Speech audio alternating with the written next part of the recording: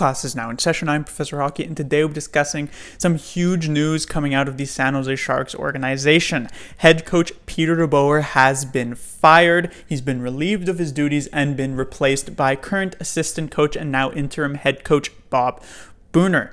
Now, when it comes to the history of Bob Boughner, he was with the San Jose Sharks when they made it to the Stanley Cup Finals as an assistant coach, remained there for another year after that before he decided to move on to greener pastures to try and take on a head coaching role down in Florida with the Florida Panthers. Now, in the first year with the Panthers, he was pretty good. He had that fantastic second half of the season. He got the Panthers so close to making the playoffs, but just barely missed out.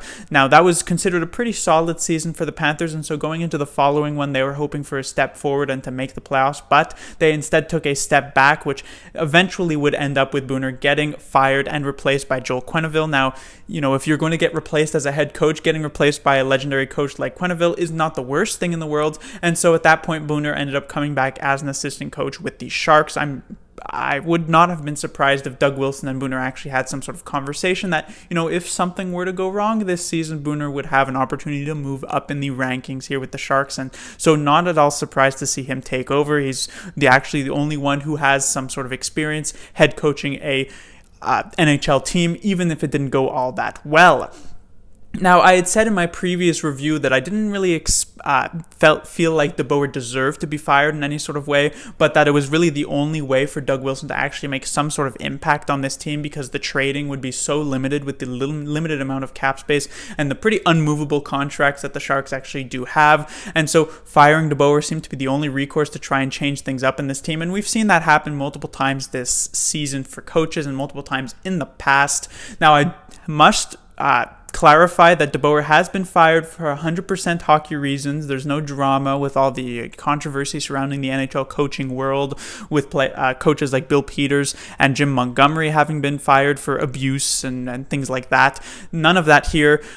Mike Babcock, we saw, was fired from the Toronto Maple Leafs. They've been slightly better to notably better this season since then. Bill Peters, when he was relieved of his duties in Calgary, the Flames have not yet lost a game since then. We don't have much of a track record with the Dallas Stars, but just going back to last year, where of course the main narrative is when the St. Louis Blues came in with Stanley Cup aspirations, were underperforming under Mike Yeo, and then he was replaced by Craig Berube. In a few weeks, they were still last place, but they eventually turned it around to win the Stanley Cup. We saw it in 2016 when the Pittsburgh Penguins fired their coach for Mike Sullivan, who ended up winning the Cup that year. We saw it all the way back in 2009. The Penguins did it again when they fired their coach and brought in Dan Bilesma to win the Stanley Cup. So I'm not saying that, the Sharks are going to win the Cup all of a sudden this season, but, there are high hopes, and it wouldn't be too much of a surprise to see the Sharks really turn it around at this point. I mean, you take a look at players like Thornton, Vlasic, Couture, Burns. These are all players who made it to the Stanley Cup Finals for the first time in their career, in Thornton's long career, back in 2016 in Deboer's first year as their coach, and now all of a sudden, partially due to their own underperformances this season, that coach has now been fired. So I would be very surprised if those players don't decide to really pick up the pace here, and I'd actually be kind of worried if they didn't.